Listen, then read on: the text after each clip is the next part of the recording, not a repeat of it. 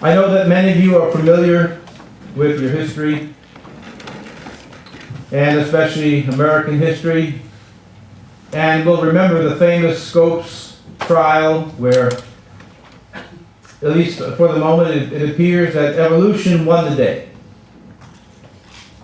And in this famous trial that took place not terribly long ago, Clarence Darrow apparently put William Jennings Bryan in an awkward position when he asked him if he believed in a literal interpretation of the Bible.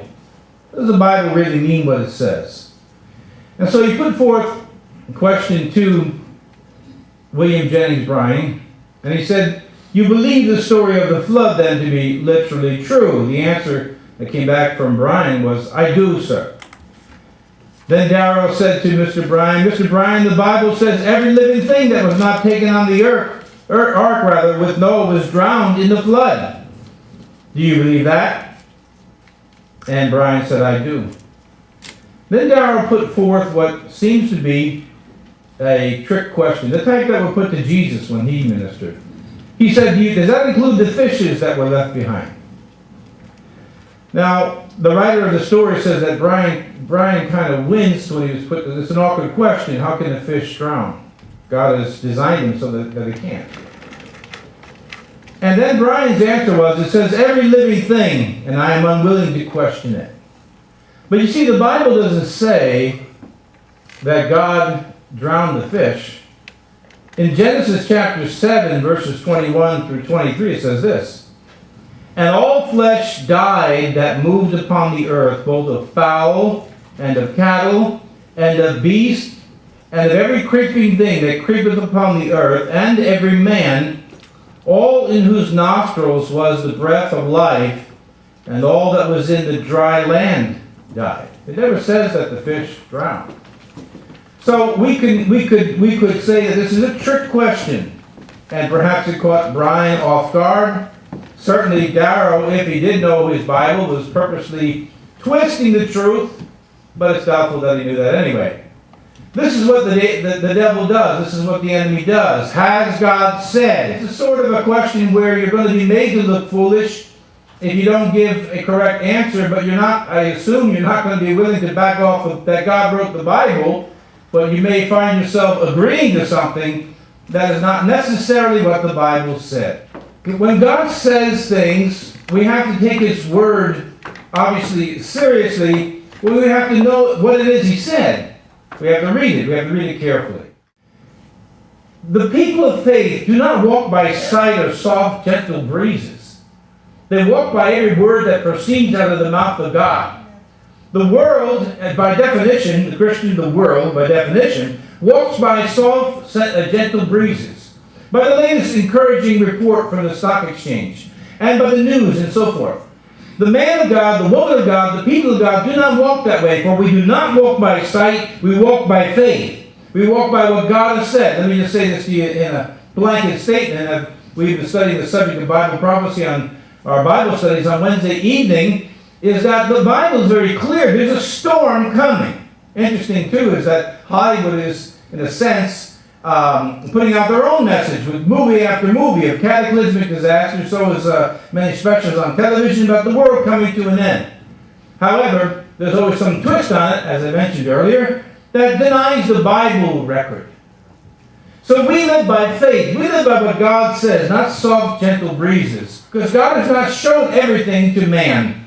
And so we must live by faith in order to be safe, in order to be saved, in order to be, if you will, prosperous, in order to be in God's definition of success. We have got to live and learn to live by what God says in the Bible and not question it, even if there's a soft, gentle breeze blowing at the moment. Moses led the people of God. Who knew Moses better in the Old Testament better than Moses? Moses spoke, in the manner of speaking, face to face with God.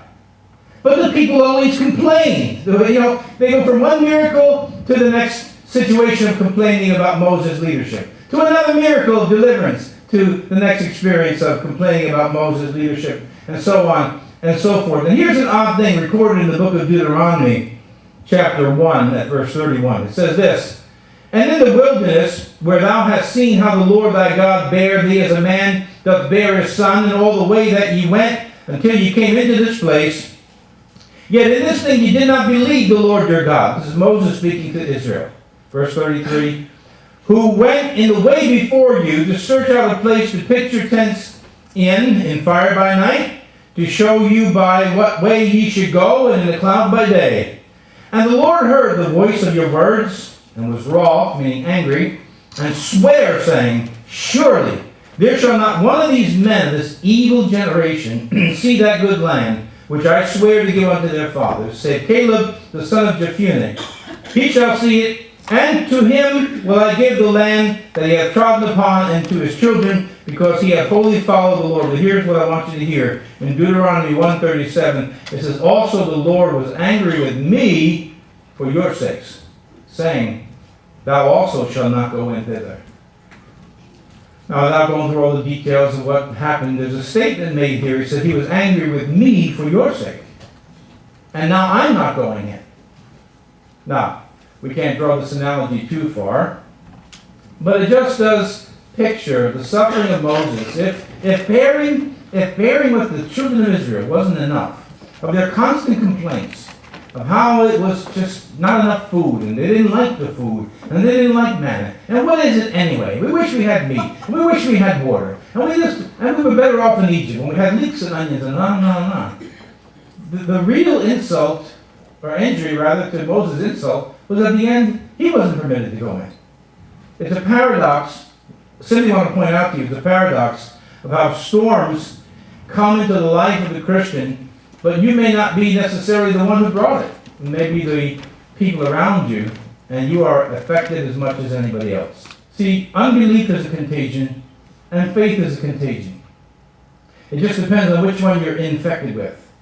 If you're infected with unbelief, more than likely all the people around you are going to be infected with the same thing.